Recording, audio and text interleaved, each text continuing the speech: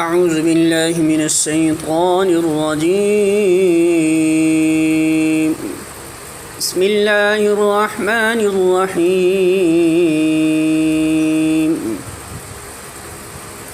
وَيُعَلِّمُهُ الْكِتَابَ وَالْحِكْمَةَ وَالتَّوْرَاةَ وَالْإِنْجِيلَ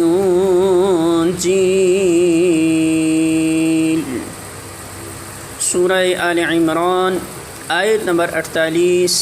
ترجمہ: فرشتوں نے پھر اپنے سلسلہ کلام میں کہا، اور اللہ اسے کتاب اور حکمت کی تعلیم دے گا، تورات اور انجیل کا علم سکھائے گا۔